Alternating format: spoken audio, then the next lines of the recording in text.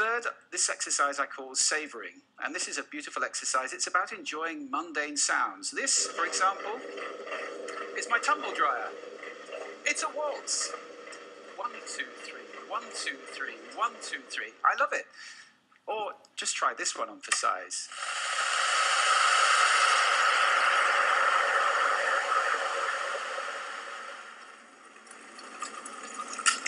Wow! So mundane sounds can be really interesting if you pay attention. I call that the hidden choir. It's around us all the time. The next exercise. So the third step is the hidden choir, and it's basically taking one sound and really taking in the whole sound. So for example, he uses his tumbling. He was able to make a connection that it has the same count as a waltz. 1, 2, 3, 1, 2, 3, 1, 2, 3. Another one is if the picture was a person sipping their coffee, so it's like a really long sip of a coffee. So if you're able to really focus on just one particular sound, and you're able to really just lengthily or really in-depthly enjoy the sound, you're able to conscientiously look at a sound as a whole and actually make conscientious connections with those with a particular sound that you're listening to, which can actually lead to conscientious listening and basically being able to sharpen the skills of your listening ability, which will ultimately lead to better understanding and better extraction of meaning. Size is probably the most important of all of these. If you just take one thing away, this is listening positions. The idea that you can move your listening position to what's appropriate to what you're listening to. This is playing with those filters. You remember I gave you those filters at the beginning? It's starting to play with them as levers, to get conscious about them and to move to different places. These are just some of the listening positions or scales of listening positions that you can use. There are many. Have fun with that. It's very... So listening positions, for example, if you have active and passive. So if you are listening and you're being an active,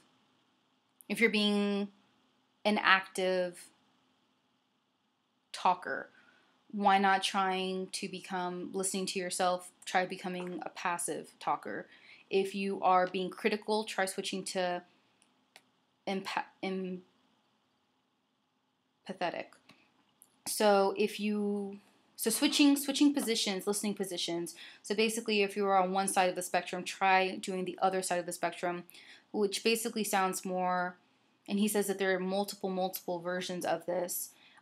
For example, if there's beliefs, intentions. So if you're able to switch listening positions, and you're able to see the other side of the perspective that a person may be giving you, or possibly a perspective that you're not able to get into the shoes of, but with the listening positions, you're actually able to get into that person's shoes. So if you're listening to a personal story and you're being very critical, and you switch to a more empathy-sided way of the actual person who's talking, then you're able to see it in a completely different perspective, because you're listening with more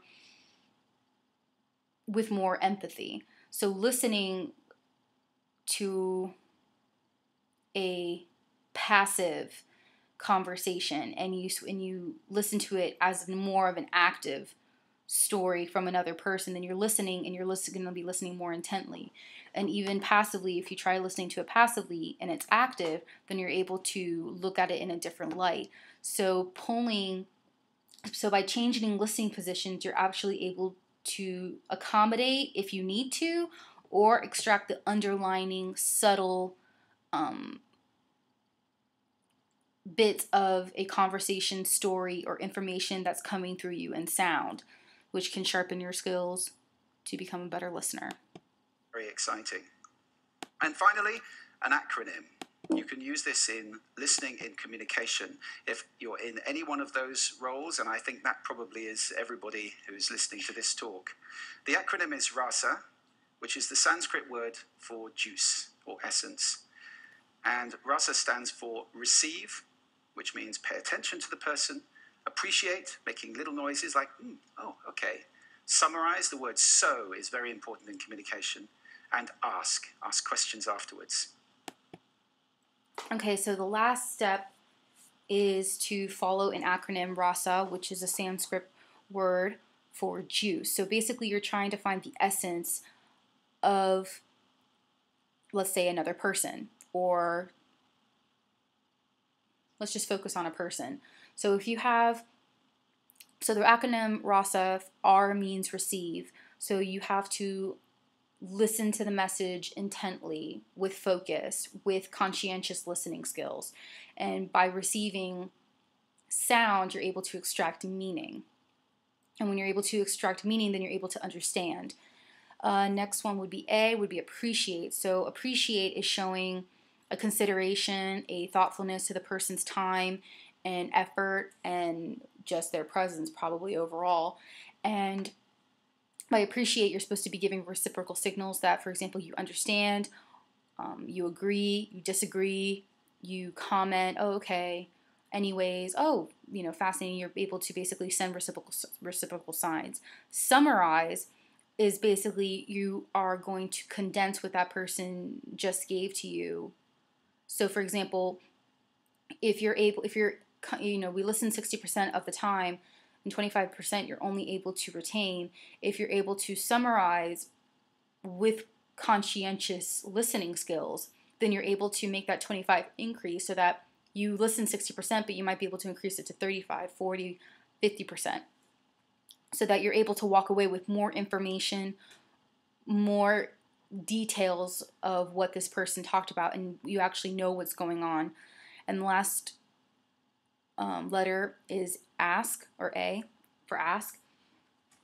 So ask is to ask questions, get clarification, so that you understand what's going on, so nothing goes over your head, and you're able to retract the information better because you actually do have an understanding of it, because you actively engaged in listening to what the person was talking about. Now, sound is my passion, it's my life. I wrote a whole book about it, so I live to listen. That's too much to ask for most people.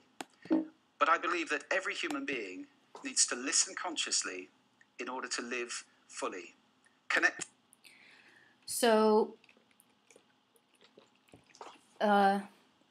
Julian Treasure lives to listen. He even wrote a book about it, which means that this is a man who enjoys listening, using his hearing to better connect to the world around him, to look at things in a different perspective, receive information in a different in a better way, so that he's able to retain information and retain what he just listened to, and make better connections with people and with the world around him. What he's trying to say is that my passion may not be your passion, but being able to listen with the better skills that everyday people now are having is a better quality to have, is a quality that one should work on, because it's a better way to interact with the world around you. In space and in time to the physical world around us, connected in understanding to each other, not to mention spiritually connected, because every spiritual path I know of has listening and contemplation at its heart. So sound has the ability to create time markers and to experience time, and space markers to fully physically experience space. Also, the second reason why listening better is a better quality to work on, is because you're able to make better connections with other people. And another way and making connections better off with other people leads you to be more sociable, to have better connections, better relationships, better friendships, better business perspectives, better careers, because you're able to not only retain information, but you're able to communicate in a way that shows that you were listening. You're able to give people what they need and then you're also able to say what you need to say, but you're able to give people what they need so that you become a better listener, which makes for a better connection overall. Then religiously, or spiritually, I should say, spiritually, most of the past that that Julian Treasure has looked at, they all talk about listening, conscientious listening, being able to quiet the mind so that sounds that maybe might be too subtle for you will become louder. So, so that spiritually one can grow in a better direction. That's why we need to teach listening in our schools as a skill. Why is it not taught? It's crazy. And if we can teach listening in our schools, we can take our listening off that slippery slope